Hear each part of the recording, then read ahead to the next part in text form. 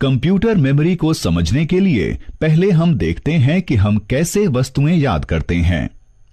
जब कोई हमें अपना नाम बताता है या बताती है तो क्या होता है? तब हम नाम याद करते हैं। तो जब हम उसी व्यक्ति से अगली बार मिलते हैं तो हम उन्हें उनके नाम से बुलाते हैं। नाम कहां पर भंडारित होते हैं? ये हमारे मस्तिष्क की स्मृति में भंडार हो जाते हैं। जब भी हमें कुछ पता चलता है तो वह हमारी स्मृति में भंडार हो जाता है। इसी प्रकार यदि आपसे एक सरल सा सवाल पूछा जाता है कि 2 जमा 2 कितने होते हैं, तो क्या आप सभी उत्तर दे सकते हैं? एकदम सही, 2 जमा 2 होते हैं 4। तो आपको कैसे पता चला? आपने अपने मस्तिष्क में गणना की, सही ना?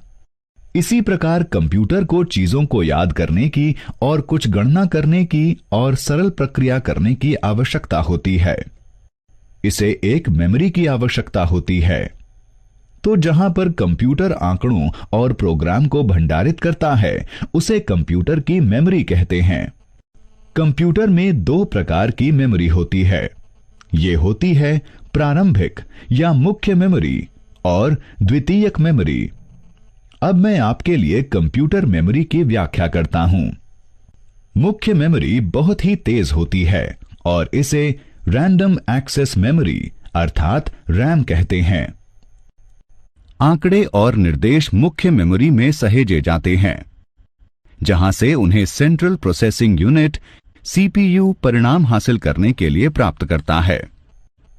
रैम वह मेमोरी होती है जिसमें सभी प्रोग्राम भंडारित होते हैं। कंप्यूटर की गति रैम पर निर्भर करती है।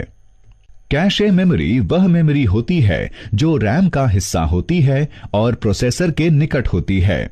इसे प्रोसेसिंग गति बढ़ाने के लिए प्रयोग किया जाता है। मुख्य मेमोरी सीमित होती है, तो असीमित आंकड़ों को भंडारित करने के लिए हमें द्वितीयक मेमोरी की आवश्यकता होती है। चलिए समझते हैं कि इसे द्वितीयक क्यों कहते हैं। द्वितीयक आंकड़ों पर रखे गए आंकड़े या कार्यक्रम को कंप्यूटर पर प्रयोग किए जाने के लिए रैम पर प्रति बनाए जाने की आवश्यकता होती है। कंप्यूटर द्वितीयक मेमोरी से सीधे कोई आंकड़ों को प्रोसेस नहीं कर सकता है। द्वितीयक मेमोरी के उदाहरण हैं floppy disk, hard disk, magnetic tape, pen drive, magnetic bubble memory और ऑप्टिकल मेमोरी। कंप्यूटर मेमोरी के बारे में जानना रोचक है। चलिए अब हम जानते हैं कि कंप्यूटर में आंकड़ों को भंडारित क्यों किया जाता है। कंप्यूटर सभी जानकारियों को केवल 2 ही अंकों 0 तथा 1 में भंडारित करता है। एक एकल बाइनरी अंक जो कि 1 और 0 है को बिट कहते हैं। 8 बिट के एक समूह को बाइट कहते हैं। एक बाइट 8 बिट्स के समान होता है। 1 किलो बाइट या 1 केबी 1024 बाइट के समान होता है। 1 मेगाबाइट या 1 एमबी 1024 केबी के समान होता है। 1 गीगाबाइट या 1 जीबी 1024 एमबी के समान होता है। तो यदि आपको कोई बताता है कि आपके पास एक 2 जीबी रैम है तो आपको पता होगा कि इसका अर्थ क्या होगा।